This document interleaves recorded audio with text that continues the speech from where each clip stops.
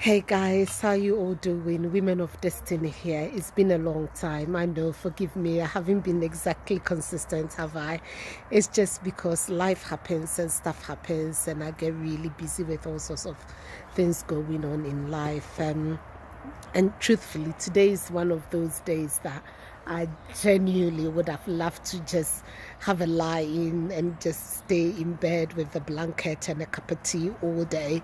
And I'll tell you why. It's so cold, so cold. Look out here. It's been snowing all morning. My neighbor's kids have been very busy making snowballs and building stuff anyway. And I've been very busy having a lazy day, if you know what I mean.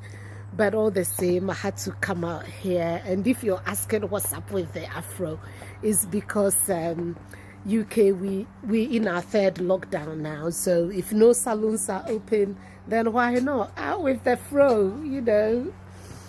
Anyway, so I got a word in my heart I want to share with you, and I believe it's quite timely. Actually, this is going back to some time. I'm just gonna settle down here. This is going back sometime in hang on, let me just pause it and sort out the stand for the camera. Okay, so as I was saying, I've got a word that has been bubbling in my heart actually since November. My daughter shared a video with me, Cardi B and Megan Thee Stallion. It had a single out called WAP. I am in no position to break the words down, but it's the abbreviation of the title, WAP. So I want you to look it up yourself. And it stirred up something in my spirit that actually we've got all this negativity and all sorts of things being spewed out into the atmosphere regarding women and what we're supposed to be, what we're supposed to look like, how we're supposed to feel. And I felt like as Christians, we've got to be able to counteract those words. If we feel it's not right, we need to be able to speak a godly word out there to nullify that which has been spoken. So as those two girls were busy singing WAP, or there are some whatever in the house, I just felt that it's about time that somebody actually stood up and declared, actually, there are no WAPs in this house, definitely not around here, you know. And don't get me wrong, there is a time and a place for everything. So I totally agree that being intimate is a natural thing that God's put in us, and yes, there is a time and a place for it, but it hasn't got to be put out there in a way that it degrades women. And interestingly enough, this is what my daughter this is one of the arguments that she put to me. She said that men get out there and they sing about women's body parts and they make it so degrading. It's better that it's coming out of a woman. No, it shouldn't be coming out from a man or a woman or anybody. It's degrading, and it's just degrading. End of, you know. And that is how I feel, and that's why I felt I'm gonna go back to the basics. I'm going to go back to those days that we had role models. Who are our role models these days? The biggest bum, or the woman with the biggest boobs, or the sexiest body? And who defines sexy? You know, it's just all of those things. And it's the message that is being put out there. I just thought that it's about time that we set the record straight. And I actually do feel it's so timely, because actually talking about boobs and bums and twerking and all of that crap out there. So I found out that a few days ago there was a street carnival in Ghana, and a young lady died from it. I don't know the facts of the story, so please don't quote me on it, but the fact is that she died. And what led, the events that led to it, is what is not so clear. And that's why I'm saying don't quote me on it, because what is said is that the artist that was on the stage doing a song called out for a woman that can do the best twerking, and the woman was supposed to do it naked, or you were supposed to take off your underwear or something silly like that. So a few girls took up the challenge, but nobody could. Most of them will lift up their skirts and then give up. But there was one young lady that went through with the whole thing, took off her skirt and took off her knickers as well, and then that was just it, and done her business, did her twerking. At the end of the twerking, she won the challenge. But what is being said is that when she was leaving the stage, her clothes were nowhere to be found. So she was trying to avoid people touching her or the possibility of her getting molested because she was wearing nothing. She jumped off the stage trying to escape the crowd, and she got electrocuted and died. What a sad way to die. She's left behind 3 children. Beautiful young woman in her 20s. How sad is that, you know? And as much as I wanted to sleep today, I just thought, you know what, Nana, it's time you put that word out. So there are no WAPs in the house. It doesn't matter what Cardi B and Megan Thee Stallion says.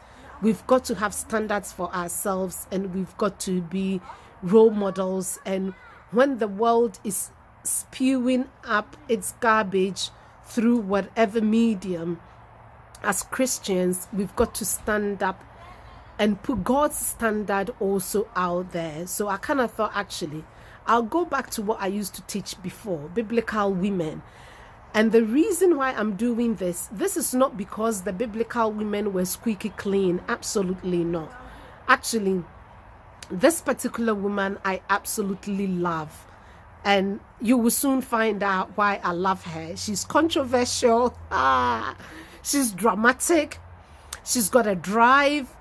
She's all the things that you can think of, you know, and that's why I love Bathsheba. So today is just a bit of a taster and an introduction into this series of no WAPs in the house. There aren't any WAPs at all, and I'm declaring it, and I'm going to keep declaring it until the atmosphere is filled with it, that there are absolutely no WAPs. Just women, just girls with knowledge and drive and energy and passion and power. Beautiful women is what is out there. That is what we are. Absolutely no WAPs. It doesn't matter how you want to describe her. I totally disagree. And don't get me wrong, this is not me getting on my high horse and being holier than thou, because actually part of the reasons why I love Bathsheba is because I can so relate to her. She is so real, so real. And the Bible, I mean, it's a really honest and genuine book that doesn't really hide anything. It tells all the drama just as it is, you know. So I absolutely love this woman. So I will end this video in like the next 3-5 minutes tops, just talking a little bit about Bathsheba, and then the subsequent videos we will go in depth about her life. But actually, Bathsheba gets introduced to us in 2 Samuel chapter 11, and the way she is introduced to us is that she was having a bath, and King David saw her, and he called her in and slept with her. She became pregnant, and David tried to, well, he didn't try, he did. He killed her husband, who was actually one of his army officers. And then he took Bathsheba in as a wife. They had a child, and the child died because God totally frowned upon the act, not just the act of the adultery, but the act of the killing of Bathsheba's husband Uriah. And if throughout the Bible refused to acknowledge Bathsheba as King David's wife. Throughout the Bible, she was referred to as Bathsheba, the wife of Uriah the Hittite. And so how true is the Bible? So true. It just tells it like it is. So this is the beginning of Bathsheba. And you can call her whatever you like, because actually at this point, she would have been labeled a slay queen, a WAP if you like, a slut if you like, cheap if you like, whatever, greedy, evil, because actually she was this young, beautiful woman that got access to the king. People that knew the story will be telling it. Those that didn't know will be adding their own. She will be on Twitter, Instagram, Facebook, YouTube, you name it, WhatsApp, it would have been going round. The whole world would have heard about her, because actually she cheated on her husband. I can imagine headlines in the newspapers. The woman that connived with the king to kill her husband so that she could be queen. But what matters is that Bathsheba never stayed the slut as she was introduced to us.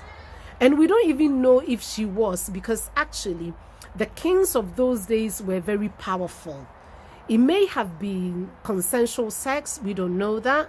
It may have been that David forced his way into her. Many feminists would like to think that was the case, because he was the king. He calls you to come, you dare not say no, But was there a possibility, and this is me, my brain runs wild, was there a possibility that a woman with such a drive, because actually if you look at how she ended up, and I'll throw a few facts at you. So she ended up becoming the great grandmother of both Mary and Joseph, who gave birth to Jesus. She got her name into the history of Judaism. She became the very first queen mother consort of Israel. Her son, she made sure her son became the king, even though she was not the first wife.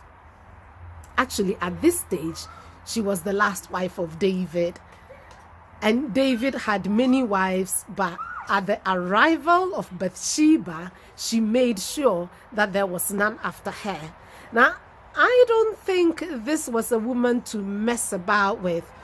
She understood politics, she was knowledgeable, she was beautiful, she was clever, she was intelligent, and definitely no WAP. I'll leave it there. We will continue next week. Stay blessed, woman of destiny. Bye-bye.